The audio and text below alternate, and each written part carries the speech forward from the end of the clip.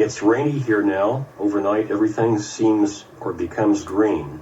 The blue jays seem happy to rule the day. I've seen rabbits dancing in the wildflowers just over there. When the moon rises this time of year, the coyotes sing their siren songs. From deep in the shadows, more near than far, it gets a little scary, but it is so beautiful, more than worth the risk of living. So close, you can touch it. So close, like touching yourself. So close, paradise. Original poem from Mellen Thomas Benedict, our guest today on Exploring Unexplained Phenomena. Mellen, welcome back to the program. Hi, Scott. Thanks for having me back on. It's great to have you with us. Kathy and I are here. We've been looking forward to talking with you again.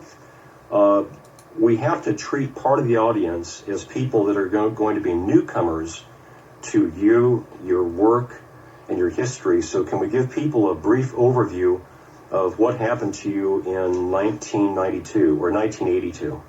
Yes, 82. Well, in mid-81, I was diagnosed with a terminal brain cancer, inoperable at the time. God bless you. Given about 6 to 8 months to live. And ended up in a hospice situation, not a happy camper, not prepared for spirituality at all. And literally died there. And I believe that I was healed while I was in my near-death experience. And I was given a second chance when many others who probably could do much better work than me were not. And I don't know why. That's just between God and the individual. But I was given a second chance to live again and maybe do better work this time. And so I've dedicated my life since then to bringing in inventions and trying to improve the planet in my own little way, like I think most of us try to, if we really think about it. So I survived, and since then I've been inventing and patenting, and I had quite a change of life. And it's been quite an adventure since then. And, people can read the story on my website or other websites, but it's a fascinating story. It's a well-documented story. And as it turns out, I'm the most studied near-deather in the world because I've taken part in more experiments at universities and think tanks and research groups than any other near-deather in history. I'm not the most famous because I never really wanted to be famous.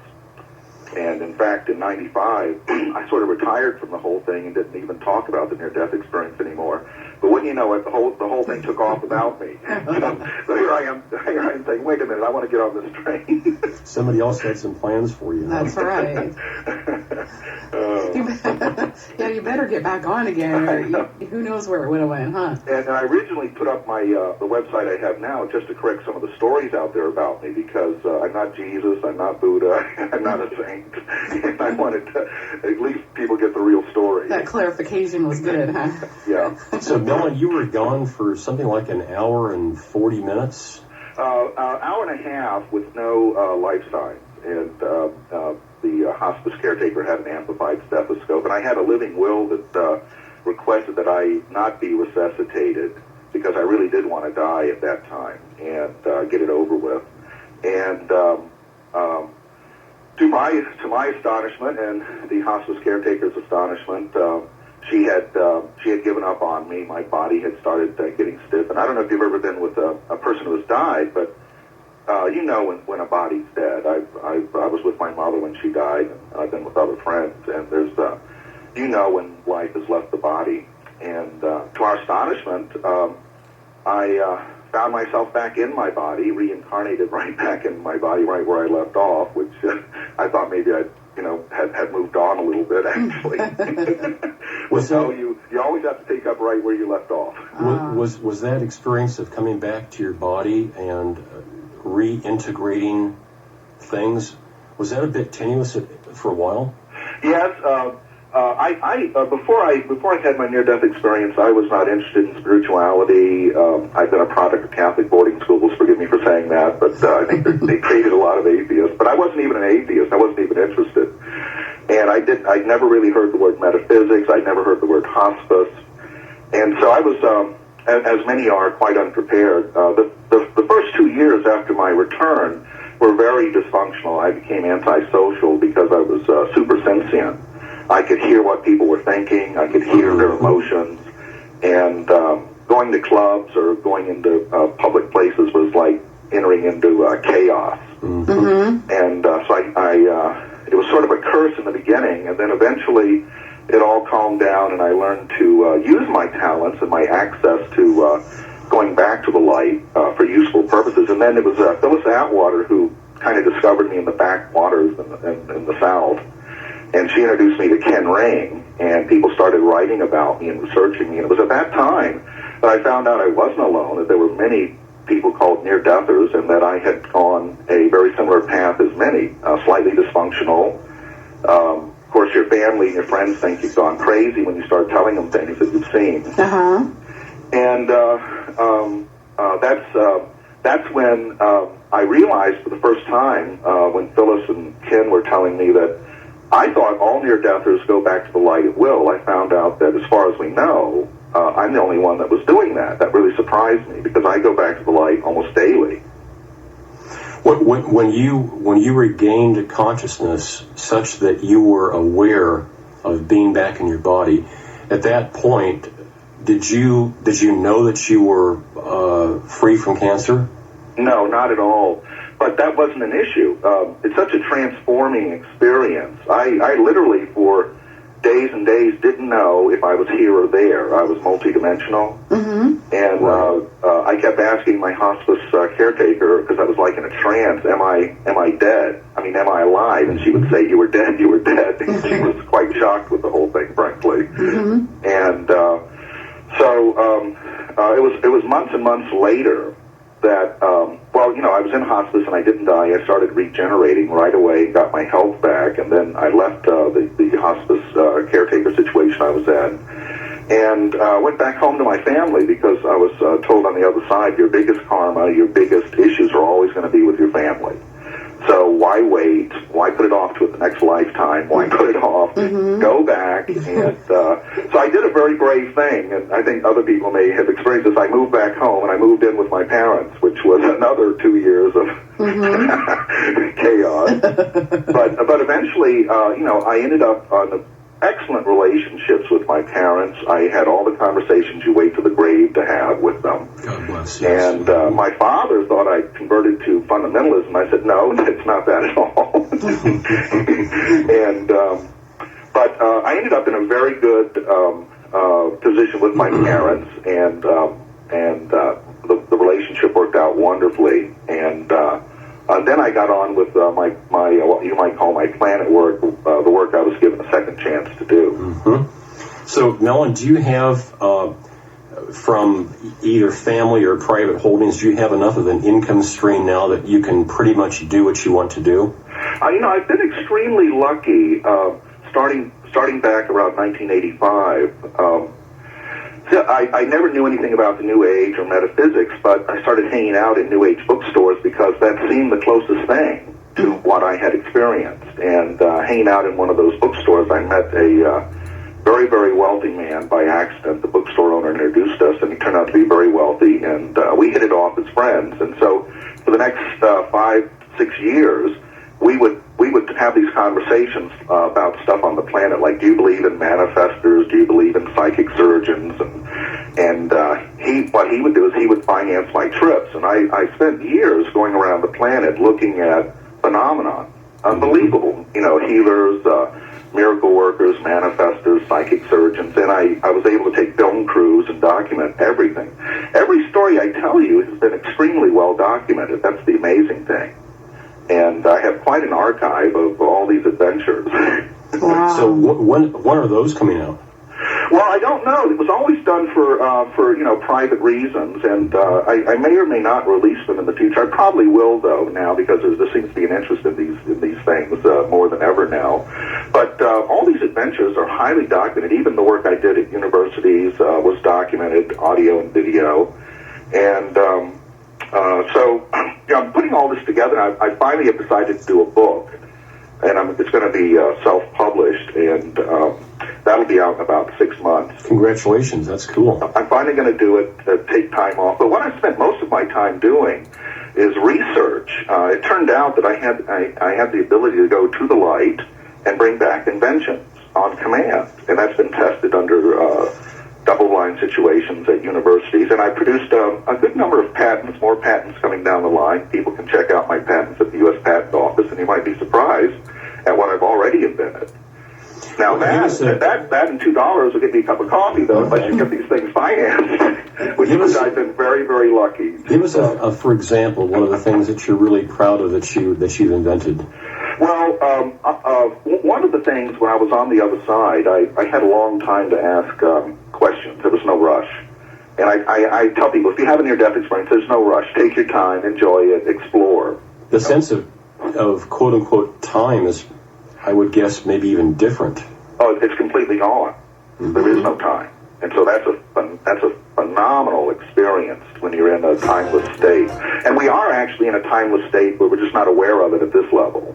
Mm. But my inventions were based primarily on what the light reminded me. After I'd asked all these questions of the light, and I asked about reincarnation, I asked all these questions I thought were, strange human stuff, and found out there's a lot of truth to all this stuff. But finally, the light said, "But what was your first question?" And what they meant was that since I was a child, and I guess being raised in Catholic boarding schools and then telling you you're going to go to hell forever every day, you contemplate eternity at a very young age.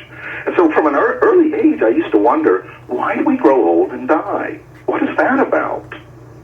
And so when the light said, what was your first question? I suddenly remembered, oh my God, yeah. So I asked the question, why do we grow old and die? And at that moment, 2 columns of light came out of the light. And on one side was this little guy that looked like he was from India, and I got the word Dinshaw. It turns out that was Darius Dinshaw, who people can look up, who was an early healer who lived in New Jersey, actually. He was from India, but he ended up living in New Jersey, and was highly persecuted in the 30s for his healing of people with color and light. And he came out of this column of light and started educating me. Mm. And then out of the second column of light, this little pudgy guy came out with this beret, and that turned out to be Walter Russell of the University of Light in Charlottesville, Virginia. And check him out. The guy was a phenomenal Renaissance man, unbelievable. And he educated me about starlight, electrons, essence of the universe, and I was given formulas, frequencies to the decimal point, which I indelibly remembered. And so what I was told was that the essence of the universe is electrons. Every living thing has to live on electron transport, and electrons are the universal essence of life. It's what people call mana, prana, chi. Chi is electron transport from one being to the next and back and forth. And so when I came back, I was talking all of this, and no one understood me because I came from a small town. And as I mentioned before, this wealthy man who started believing in me and financing some think tanks, we discovered by hiring some of the best people in the world to be in these think tanks, from Stanford, you may have heard of Bruce Lipton and others. Mm-hmm. Early on, we would have these think tanks, which have all been videotaped and documented for intellectual property rights. We discovered that I was actually talking about quantum physics, and I didn't know it. Mm-hmm. And that the field of quantum physics is very interesting, but in the field of quantum physics, there's an aspect called quantum biology, and you have to think of your atoms as biology. And it was bringing in some of the top people in the world to have these think tanks and listen to me. They were saying, oh, he's talking about quantum biology. So suddenly, I was being surrounded with people that actually understood what I was talking about. And that led to many experiments and actually trying to build some of the devices that I had brought back from the other side. And we've done that now. Millions of dollars have been raised, and millions spent in research and development and patenting and all these other little dramas you have to do on this planet to manifest something. Mm-hmm. But basically, my inventions are centered on very advanced phototherapy, regenerating with light, not in the New Age manner, because that's really kind of silly, although color therapy is solid for psychology and all that. But actual healing of the human body with light is a very specific subject called tissue optics, and I started studying with one of the top tissue optics people in the world, who's actually in the United States, and that was like the Rosetta Stone for me, because that put everything together, and we started building these delivery systems, first for wound regeneration, and we were healing wounds 200% faster than normal, and then I got to thinking, well, if we can do a wound, could we do the whole body? And this is what I was told on the other side, is that you can do full body regeneration. It's possible. In fact, it's here now. I brought it in. And it's only the beginning of a bright future for recharging the human body like a battery. Because we are at the basis, no two atoms in our body ever touch. That's a scientific fact. There's more space between atoms than there are atoms, and that there are tissue in our body.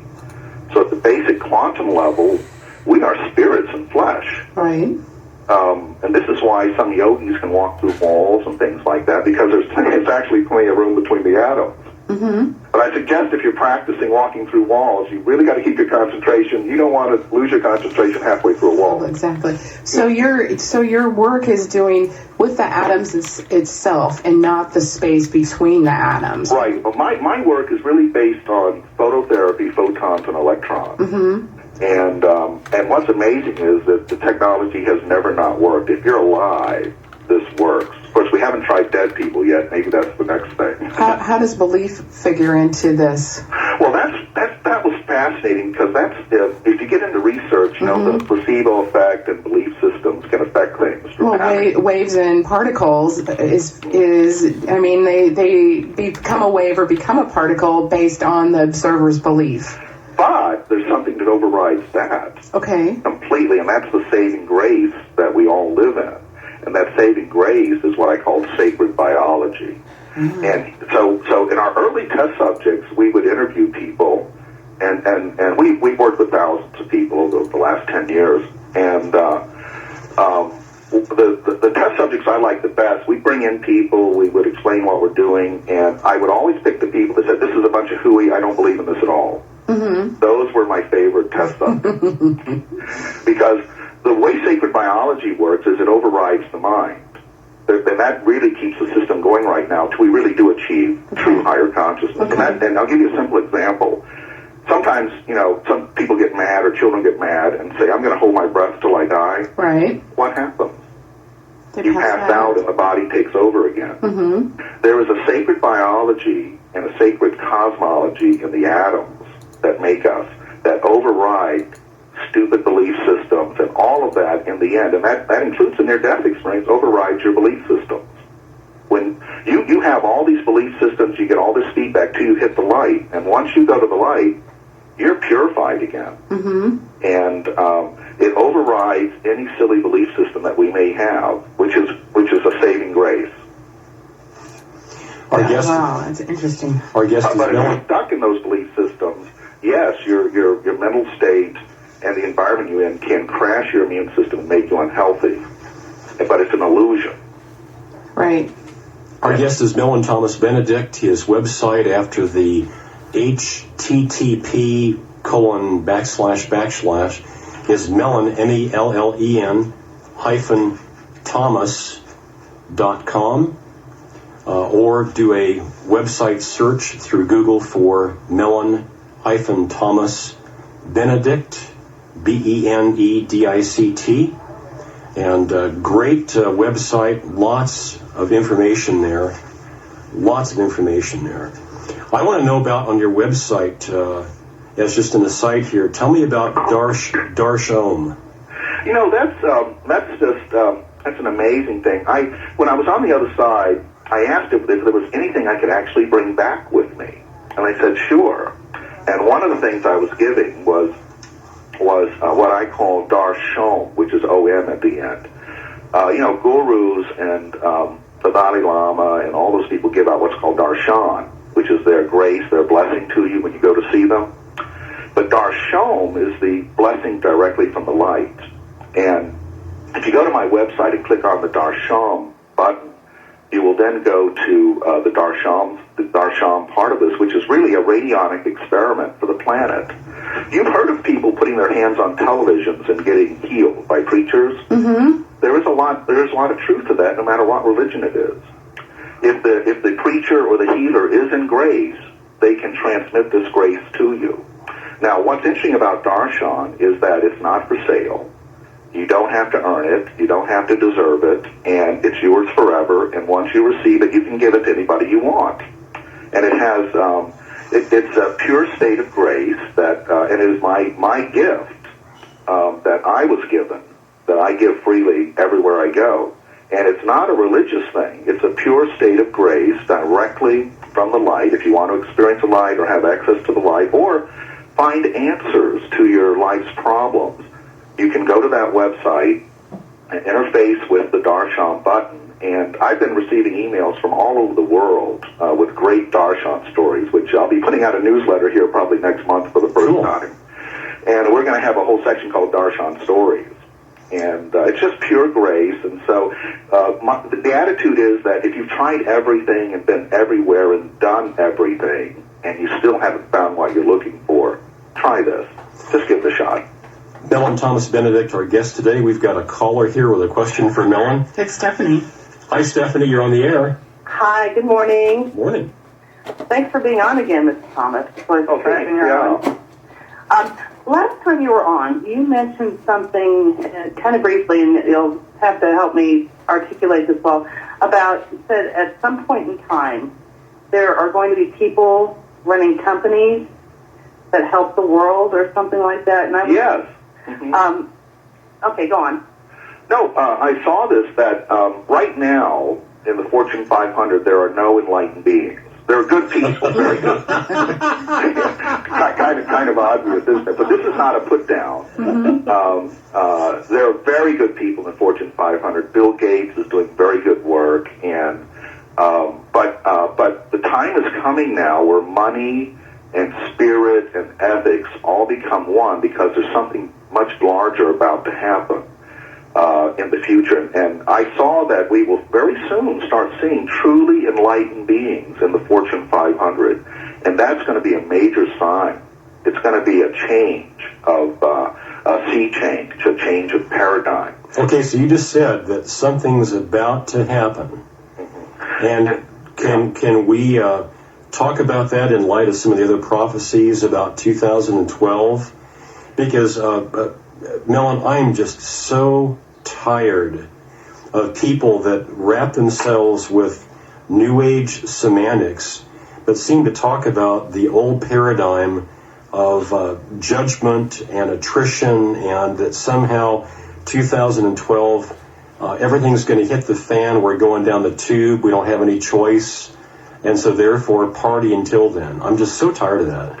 Oh, and another thing, can you say what you mean by enlightened beings too, and where we can sign up, and I'll get off so you can talk. Thank you. Thanks, Stephanie. Well, enlightened beings doesn't mean religiously or sort of New Age enlightened. It means that you mature as a spiritual being. You become self-initiated and self-realized. And in that, you realize that money is only green energy. And the more money that you can make and channel to changing the world, and the big changes in the future will come from the private sector, not from governments. Governments are too slow, clunky, and too corrupt at this point in history. I mean, look at it. Mm-hmm. But the real changes are going to come from people that become self-realized and are fantastic at earning money. Like, Bill Gates has got the golden touch, and he's already transforming most of his wealth into planet work, which is fascinating. But basically, one of the big things I'm focused on now is all this prophecy stuff, because one of the things I was shown on the other side was that most of us living today are living in the end times, but the end times are the end of all these silly prophecies. That's what's coming. And I'm talking legitimate old prophecies, not conjured New Age prophecies. Those don't count right now. They just don't count. But I'm talking about 2012 and also 2060. You know what's happening in 2060? No. This has just been released. Darwin was actually more of a metaphysician than he was a scientist. All of his private papers have been released now, and he is the last prophecy that I consider legitimate in the old school. And he predicted the end of the world in 2060 from all of his calculations. And all this information can be gathered on a DVD called the Unknown or the Secret Darwin. You can get a great study on all the secret papers that his family suppressed, but were bought by a guy in the 1930s who's released all this now.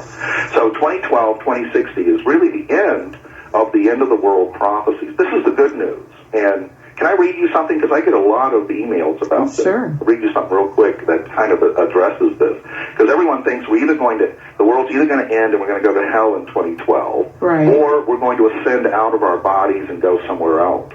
And someplace all of that, cooler. yeah, but all of it's silly because because I can tell you, I've been to the other side, and I forgive me for saying this, but the other side's not all it's cracked up to be. Oh, it's not? No, Well, not at all. In fact, you want to be here, and you want to have heaven on earth.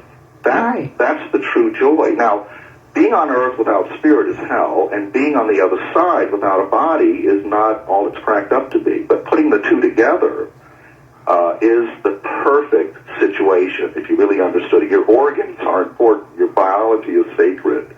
And so many of the philosophies, because of our dark and torturous past, say you got to get out of the body as soon as possible. Not true. Not true at all. But let me read you something that is sort of my general answer right now, and because people think we're either going to ascend or end. And so it's just a very short thing. I'll read it. It starts out, our ascension, as I learned on the other side, from the Gaia perspective, is a very natural evolution of dense being into more subtle, enlightened being. Already at the quantum level, the human body is so very subtle. No two atoms touch. We are more spirit than flesh, always have been, always will be. There is no beginning and no end to our journey. The distance from the outside of an atom to the inside of an atom is huge in scale with the rest of the cosmos Godhead. The journey from the outside to the inside, from the inside to the outside, from anywhere to here is an impossible journey that happens every day, in every way, everywhere. The journey is not linear or time restricted. Dive in where and when you choose. 2012, 2060, why wait? The end of time-space illusion is near. How near? Is now a good time? The past, the present, the future come together in what's called the Great Now. There have been Lemurians, Atlanteans, the Dream Timers, but let me tell you, Lemuria is now. Atlanta is now. We are all here together, right now. The next epoch of consciousness and history is the now. In reality, there never was a past. There is no future. Listen to your teachers. It is always now. It always was now. It always will be now. The only time you have is now. The ever-expanding now. Is the universe expanding, or is our consciousness expanding? Who's to say, if not you? There is no other self but the self. Inner, outer, you, me, them. There is no self but the self. Micro, macro, mumbo, jumbo. Let the infinite intellect split hairs to infinity, and you will still end up here and now. Wow. That's definitely food for thought. Definitely food for thought. So, Mellen, one of the ways that people can experience the now is to become self-initiated, to process all of your issues now in the moment. And as they come up, process now. Don't wait till you die and have a near-death experience. Don't wait till people you love or have karmic issues with die and you go to their grave and try to speak to them. The most important work is to process your issues in real time. And the good news is that at this time in history, there's more therapy and more options to do that than ever before in all of history. Mm-hmm. And processing is journaling or talking with therapists or... There's so many ways. Praying. Prayer is a phenomenal experience. And I pray 3 times a day, but I'm not a religious person. I'm a spiritual person. Mm-hmm. But find your prayer, your personal prayer, your meaning for life, and say that prayer daily and stay in your prayer, especially in these dark times right now. It is. Are you ready to run top of the hour stuff, Scott, or do you want another question? Let's also make sure that people know that they can call in just like Stephanie did. Right. At 402-474-5086, wherever you are in the world. As long as you're listening live, you can talk to us. If you're listening on the podcast, obviously you're not going to want to pick up the phone because you might get the polka show or something, you know. But give us a call, 402-474-5086. I guess when we come back from the breaks, I want to talk about future lives and Mellen's take on that. And I'm still intrigued about this sacred biology thing. I'm still trying to get my head around this a little bit. So we got tons of questions, and I'm sure our listeners do too. Don't you think, Scott? I'm going to ask Mellen Thomas when we come back about his take on the Three Stooges, too. Okay. Three of the great teachers of my life. Are they? Yep. Okay, let's take our break on that note. Okay, it's really great to be talking with you again, Mellen. Absolutely. And as we take our break, folks, if you haven't dialed up Mellen's website, it's very easy. After that initial periphery stuff, it's Mellen, MELLEN, -Thomas.com. He's our guest. We'll be right back with more exploring unexplained phenomena.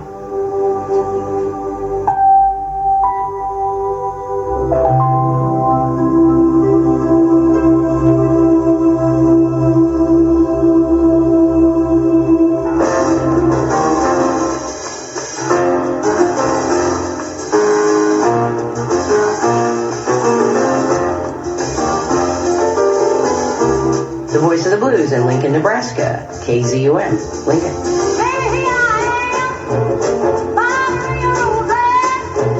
Support for programming on KZUM is provided by the Mill, offering coffee, teas, candies, and accessories.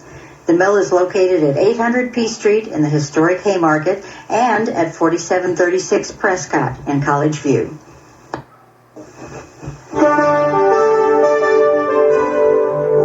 Each week, New Dimensions explores the social, political, scientific, environmental, and spiritual frontiers with some of today's foremost social innovators, thinkers, scientists, and creative artists.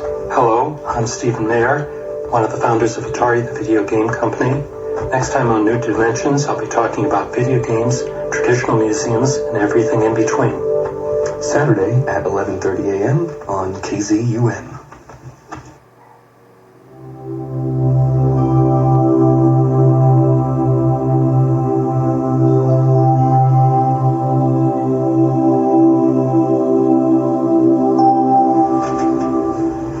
Ladies and gentlemen, we're back with another edition of Exploring Unexplained Phenomena. It's really great, too, that you folks would be a part of this EUP family and welcome us into your home, your place of business each week. To those of you that listen live right now, welcome. It's great to be with you. Great to be with your family. And for those that listen on the podcast site, thank you very much for seeking us out. I hope that you're going to come back and listen again and again. We've been doing this for about 22 years now, and we have lots of fun during the broadcast. We explore many different ideas. We also take your calls at 474-5086, area code 402-474-5086. And if you don't want to call, that's fine. Our guest today is Mellen Thomas Benedict, and we've been talking with Mellen about the near-death experience and some of what he went through and has gone through. In light of that, what he's brought back and is willing to share with us. Kathy, right before our break, you said that you had questions about future lives. I know, in the email exchange that you guys had, you mentioned something, Mellen, about a future life, and got me thinking. We talked on the air a little bit about it last week, and I just know so many people who say, you know, I'm burning my karmic debt, I'm not coming back to do this again, and they're so, like, in a way, so negative about I don't like it here. Well, exactly, about my experience on Earth at this time, and I wonder if they knew that they already signed up for a future life, you know, and raised their hand on whatever dimension it is, how would they live their life different today if they knew that they had a future life to go to? Sure. You know, and that just gave me just like food for thought. How would you change your life if you knew you had a future life? I mean, how's it affecting you? Well, one of the things I learned on the other side, because I did ask about reincarnation, and I found out that the metaphysical or the New Age explanation of it is rather flimsy. But the quantum physics and the quantum mechanics of it is sacred and solid. And this is one of the lectures I give as I travel around the country and go to different countries, as I talk about reincarnation as a very important part of our experience and our being. And in fact, most of the planet and most cultures believe in reincarnation in some form or another, including the Christians. Mm-hmm. And there must be something to that, the light said. And so the light showed me what was to it. And I actually do lectures on the quantum physics of the near-death experience. What's interesting is that, again, there's only the now. That means that the past, the present, the future are really existing in a multidimensional now. Mm-hmm. And that all of your lives that you're ever going to live are but one life, and that each life is like a day, and each death is like a night, and every time you die, you wake up again. You will never experience death.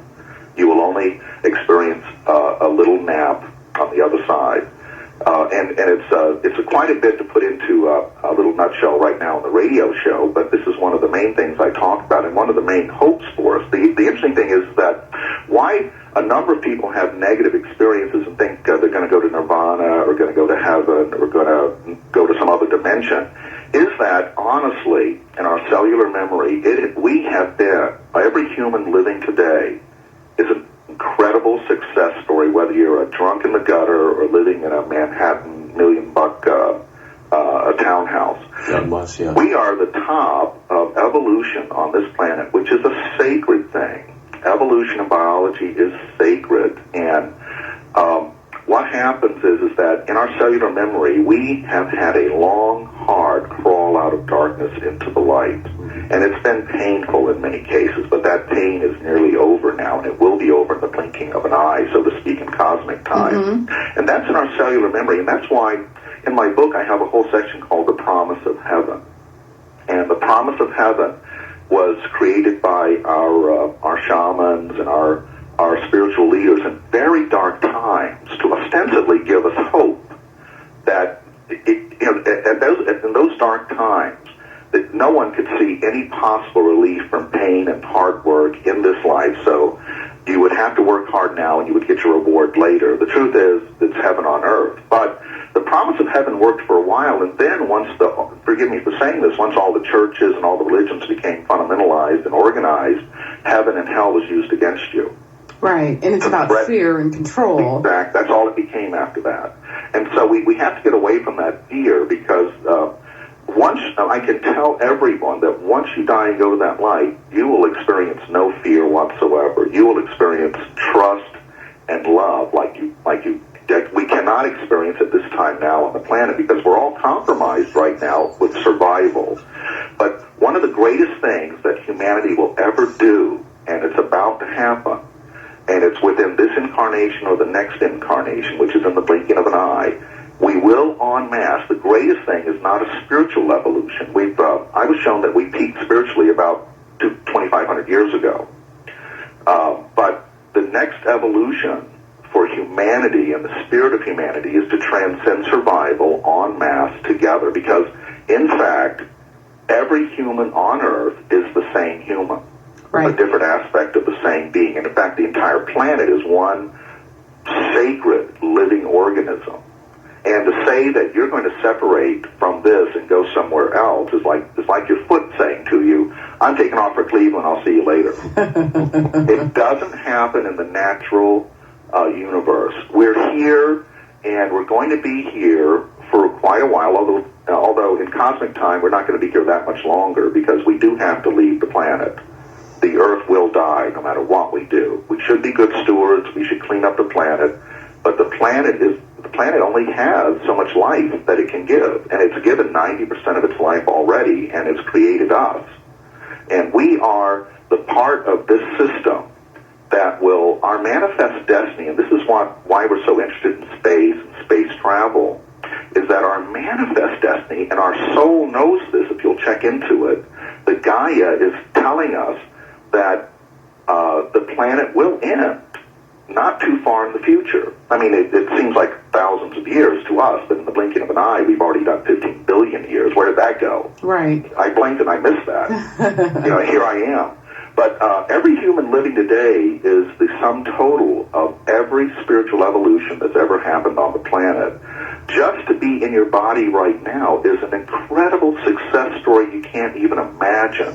Oh, man. Yes. But we will be star-seeding. We are the arcs. We are the arcs that will take life to other star systems and bring all life with us as we go.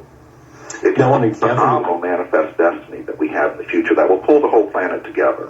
When I have a chance to talk with people that express to me their disinterest in being here on Earth, maybe their ultimate boredom, that they are just in some sort of a funk or morose state of affairs, I try to get them to imagine that there is this huge line of people that wanted to experience Earth in a physical body because it gave them a chance to do a number of things, and that they had volunteered, and there's more people, more souls that want bodies than there are bodies for.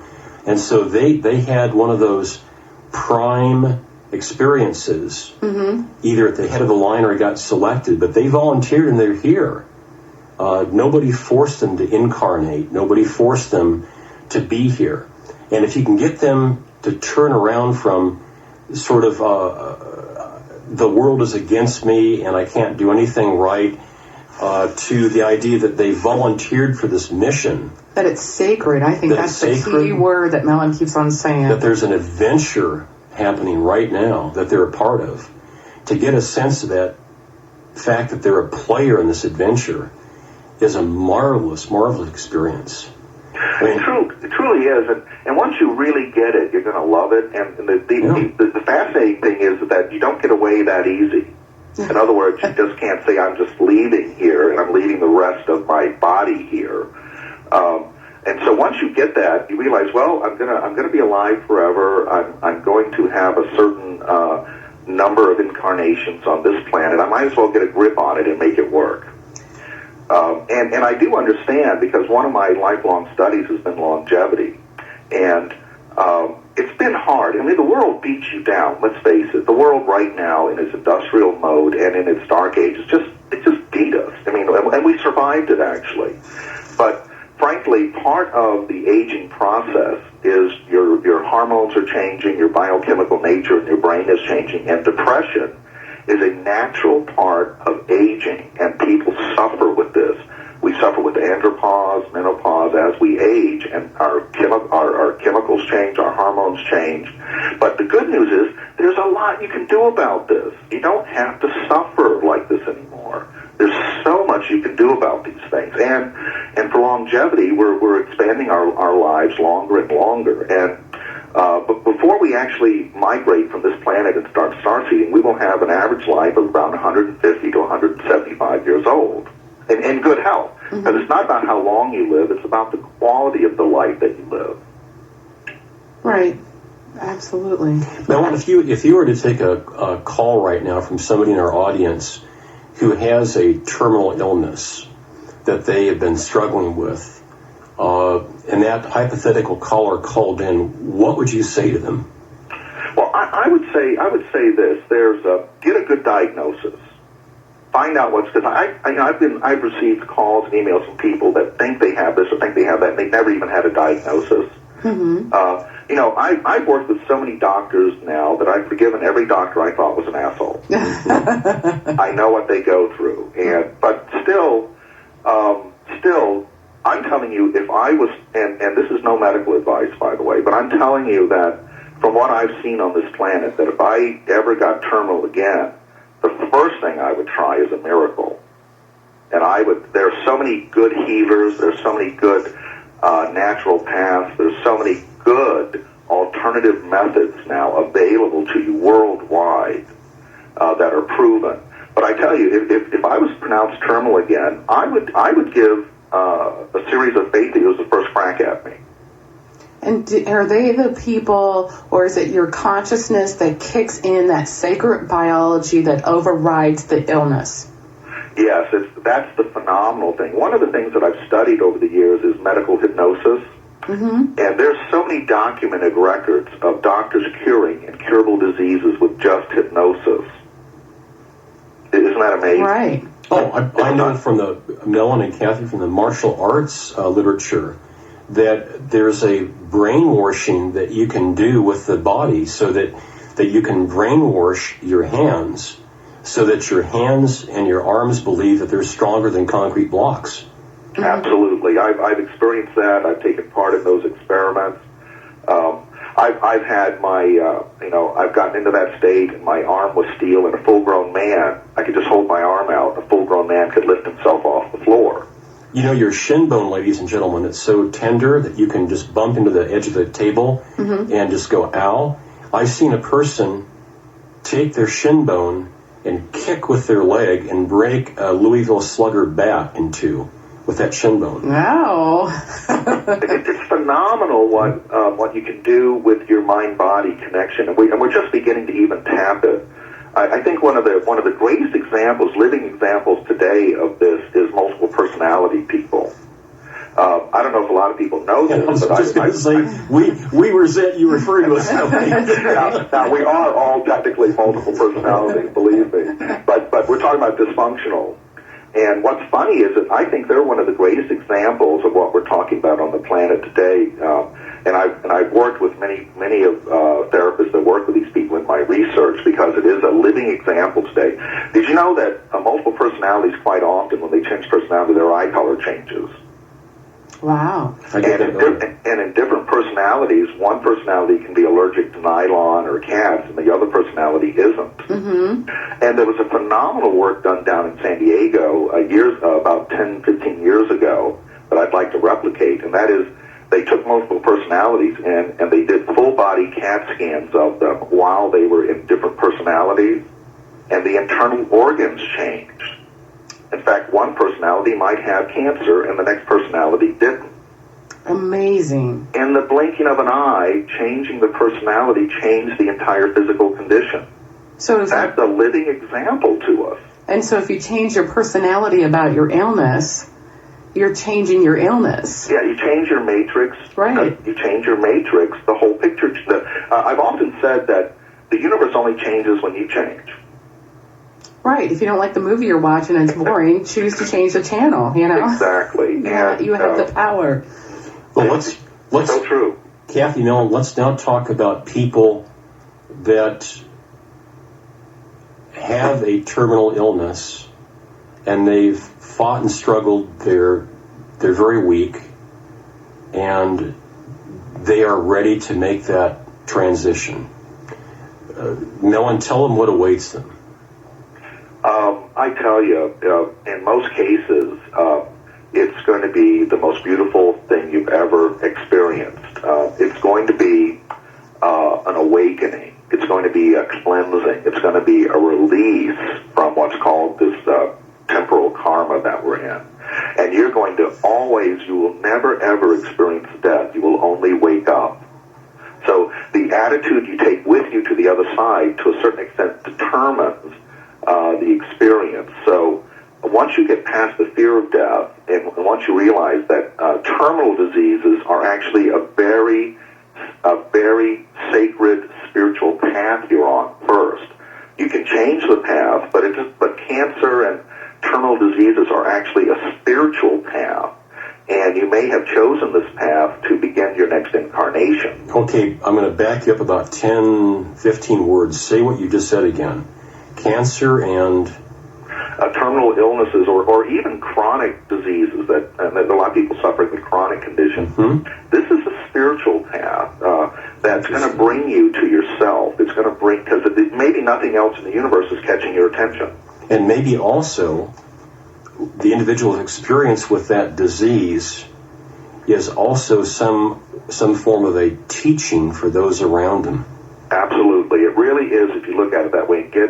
Get out of the fear, and the first thing to realize is that you're not going to die. You're only going to wake up. Now, suffering is, I think we all don't like to suffer. and you should do whatever you can not to suffer. Yeah, I don't listen to any Barry Manilow at all. I draw the line right there. I don't like suffering. Oh, come on, Scott. I know. That's a good one. Goodness sakes. Oh, poor Barry, I tell you. You know, on the other side, I was shown that Walt Disney is one of the greatest healers in history. Oh, I love it. I love it. He's created more endorphins than all the labs on Earth. Talk about a healer. Going back to my sort of off-the-wall comment about the Three Stooges, too. Oh, the Holy Trinity? Yeah. I think there's so much that we get from joy.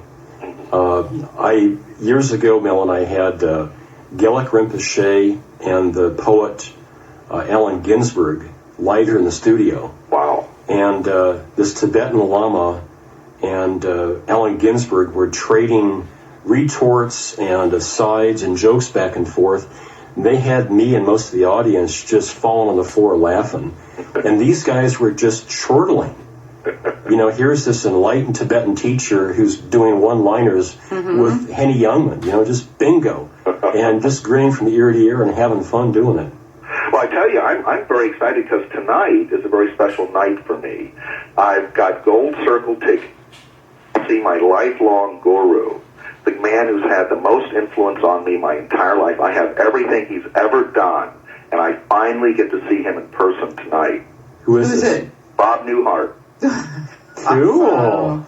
He's had more influence on me than anybody else in my life. Awesome. Cool. I get to see him in person tonight. We, kids and I, last weekend watched Elf, and he plays a part in that movie. You know, he never had to use profanity or explicit sexual stuff. The guy just used brilliant wit. But I have everything the guy's ever done. Yeah. Kathy's taken a couple of phone calls from people. Yeah, I had one phone call. She said this is the best show that she's heard us do. So she was this mesmerized and tickled to death that Thank you very much. we're on the air. So we want to thank her for listening and inviting us into her home. I mean, that's pretty huge for them to make the choice to turn on the radio or TV or computer to listen to us. So I thank them for doing that. It's quite an honor to step into their homes. Back to sacred biology. I'm just going to keep coming back to this because I find it absolutely fascinating, and I'm kind of into the quantum physics and understand that and can get my head around it. But when you're talking about the sacred biology taking over, where does free will come into this? You know, what we have to understand, and this is, I was told on the other side that most everything we know is actually upside down now. It's been changed. Because whoever wins the wars write the history books and write history. And there is no such thing as a set history. Everything we're learning, even about Isaac Newton right now, is turned completely upside down. And so expect that. Their history is not set in stone. Even in the Egyptian hieroglyphics, those were stories, you know, glorifications of events that probably didn't happen the way they happened. But here's the most shocking thing I may say, and I ask people to forgive me before I say it. I learned on the other side that spirit did not create the body. The physical, what we call the physical universe, created what we call spirit, and spirit is a very young thing. What we term as spirit is a very young thing. And I'll give you an example in sacred biology. When the sun and the earth coalesced, the earth was a pure molten ball. There was sterile. There was no life on this planet whatsoever. And evidence shows that the minute it cooled, life appeared. So you can almost imagine that life didn't start here, it doesn't end here. And what's interesting is that you can imagine the Earth as an ovary and comets with organic material coming in with a sperm that seeded the planet. And that's how it's happened all over the universe. And so literally being in these bodies, and I'm talking about just now, being in the bodies that we're in now, if you look at your hand, look at your body, you're looking at something that's already been alive forever. You don't come from something dead. And that includes stones and rocks. Our body is made from stardust, stars that have died. The calcium, the iron in our body was created in supernovas. And this is, you have to think of this as sacred Gaia. That's this is huge. and that that there is nothing metaphysical in the universe since the Big Bang. It's all dense or subtle energies, and it's all sacred, interrelated, interconnected, and that we have literally evolved from rocks into a consciousness, and those rocks were alive and are alive. Mm-hmm. And an example is, if you look at that, and I know evolution's a bad word for some people, but it is true.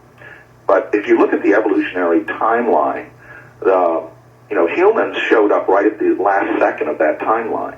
We're like the latest thing on the planet. We haven't been here that long as far as being in this particular physical conscious form in this body. We've evolved up through everything that's been before us. Mm-hmm. And it's in your DNA, by the way. Mm-hmm. The entire book of life is in human DNA. And that's why Gaia loves us and is giving us everything. We're being given everything because we're the ones that stand the chance of transcending survival, star seeding, and we're being given everything. The Earth has done 90% of its work already. So if you look at that timeline, the human being shows up at the last second, but that's our body shows up. Our actual mind showed up a lot, millions of years after that. Mm-hmm. So the human mind is much younger than the human body, and in fact, the cells in your heart are so ancient, it's amazing. The cells in your heart are much more ancient than the cells in your brain. And in fact, in any living system, if you don't evolve a heart first, you don't need a nervous system. You don't need a brain. So the heart wisdom is the greatest wisdom that we carry. But the human mind, and I'm talking the upper brain especially, is this capricious star child that we've given birth to. And, there's a time when children are so young, they don't care about anything else. They're the center of the universe. Mm-hmm. Oh, yeah. That's where we are right now in sort of our conscious evolution. We still think that we're the center of God's eye, and we don't even know what God is. Mm-hmm. And in my book, it's called the Galileo effect. Remember when we used to think everything revolved around the Earth? Right. Well, most religious conceptions believe God revolves around us. It's all about us, and it's really much, much bigger than all of that. So what we have is we have this capricious star child upper brain that is sort of taken over. You've heard parents sometimes tell their kids, please be quiet, I can't hear myself thinking. Mm-hmm. Well, we're letting the child run the planet. We should be parenting this brain we have. And one thing I always remind people is when it comes to this upper brain that we have, which is a brilliant star child, don't believe everything it tells you. It's making up half of it, or more. Well, then how do we feel the difference? How do we know the difference? Well, it's a process. We are maturing as a species very rapidly now, and so we're having a lot of growing pains, aren't we? Oh, it's very absolutely. confusing. We're basically have been in our puberty, which is a very messy time. I wouldn't want to do that again. Right.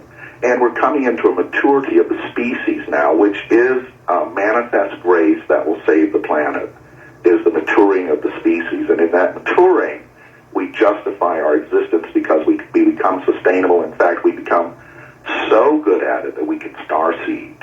And so your brain is, the thinking brain that we have, the intellectual brain, is really a child. Why are we letting it run everything? Mellen, people around the world for a long time have been reporting the phenomenon that we call the UFO phenomenon. Seeing craft in the sky, sometimes seeing things landed, seeing occupants from these craft. Going beyond just visual, we've now gotten data from gun camera film, from fighter pilots, from bombers, radar tapes. We've got a number of correlations that suggest that there's something physical that interacts with our atmosphere and our environment. Ted Phillips has collected over 5,000 cases of landing traces where something's interacted with our soil, with our rocks, with our environment. What's your take on these visitors? Are they visitors? Are they from someplace else? Are they from right here?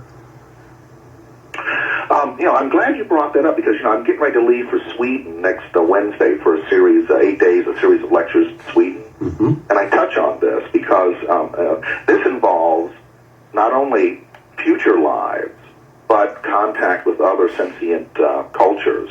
And I'm going over to Sweden, and Sweden never had, or Europe never had a New Age movement. there's not much woo-woo. Mm-hmm. Now, there's nothing wrong with woo-woo, and in America, we don't realize the incredible bubble we're living in.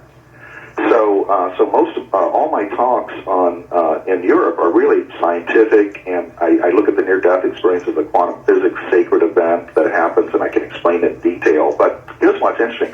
I've always had a connection with Sweden, and I talked about this even back in the 80s, is that I have a future life in Sweden, and I got to see my future life, because it's all in the now. This is, like I said, there's no future, no past. And about 400 years from now, I live in Sweden, and it's a much warmer place, by the way, by then. But I live in Sweden, and I'm an emissary to several different star systems. Now, I'm not a big UFO person right now, but one of the things I'm talking about in Sweden is that I made 10 astrological predictions 20 years ago and documented them. 5 have come true in a row now that we've put out these incredible astronomical observatory platforms, about 1 million miles out in space and all that. We're learning so much so fast now about the universe, and we are discovering solar systems and other planets almost weekly. I mean, there's like hundreds of them now. And very soon, with these new instruments that are way out in space, we'll be able to determine if there's life on the planet or not.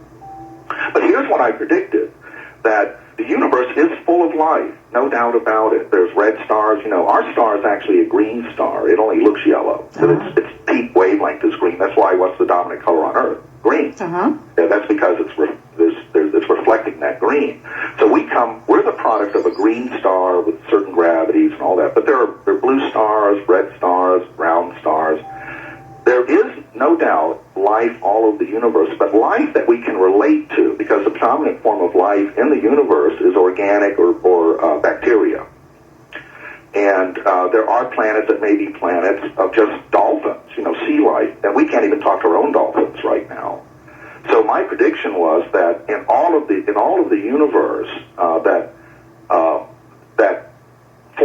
life forms, conscious forms that we can actually relate to is actually fairly rare. It may be 10 in 10 billion. But, with trillions and trillions and trillions of worlds out there, that turns out to be kind of a large number. That's a bunch. Mm-hmm. Yeah. Even though it is rare, and we're talking about species that we can actually relate to and communicate with. I do planet traveling. I love to explore the universe out of body. And, if we discovered a planet where the life forms were predominantly jellyfish, you see what I mean? Mm-hmm. But as far as life forms go, and if time travel is possible, it's already happened. You get what I'm saying? Yeah, sure. It's already happened. Examples of it might be hard for us to get into our consciousness at this point. But I will say this, that quite a bit of what we consider to be UFOs are actually our own vehicles, because I'll give you an example. If you've heard about it, it's obsolete in the upper circles of research, NSA, the government, and all that. We already have crafts that can do everything a UFO does, and they've been they want you to believe in Area 51 because it's a hoax. They want to focus you there. It's a hoax. It's a complete hoax, the Area 51 thing. They want you to think that. In fact, forgive me for saying this, but I found out from a very high source once that one of the main, and forgive me if people get paranoid about this, but one of the main sponsors of UFO conspiracy conferences is the government itself. They love this stuff because it covers up so much else. So don't rule out how advanced we are actually because if you've heard of the stealth aircraft, you're looking at an antique. Okay? Mm-hmm. That's an antique they're parading around in front of you to get your attention. So we do have crafts already here that can do everything you've heard about with UFOs. Now, that doesn't rule out that we are truly being visited. That's a fact. Mm-hmm. So, but you have to keep everything in perspective and realize there's a lot of mind games going on, and there's a lot of paranoia, and there are kooks around. There are a lot of kooks around. So I sort of typically leave that subject alone and just kind of just say that. But I haven't seen anything in any UFO film or any UFO theory that I don't think we can already do ourselves. That's just an interesting point. Mellen, it's been great to have you here today. Can we have you back this fall sometime? Sure. Love it. Awesome. We'll look forward to it. And thank you, folks, for your neat phone calls, too, that we've had off-air folks calling in to say that they've enjoyed the broadcast. Absolutely. We thank everybody for listening, and thank for Mellen being on the air with us for the third time, and we're looking forward to a fourth time. So great. Mellen-Thomas.com. That's Mellen. Mellen-Thomas.com. Lots of info there. And you're off next week for Sweden. Yeah, looking forward to it. And that begins, I guess, my ventures in Europe because I'm going to be going more and more now because I do have a big connection of planet work over there. Awesome. But I'm going to be doing a lot of home movies, though. Let me tell you, I'm going to also be going to the Rudolf Steiner Center. Mm-hmm. That's the the mothership over there, and I've always had a connection to them too. Get that book finished. Yeah. I'm looking now. I can. My inventions are going to take off, and now I can focus on doing what I call my real planet work. Awesome. You have a great day. You too. Thanks, Mellen. Bye-bye. Okay, bye-bye. God bless. You too.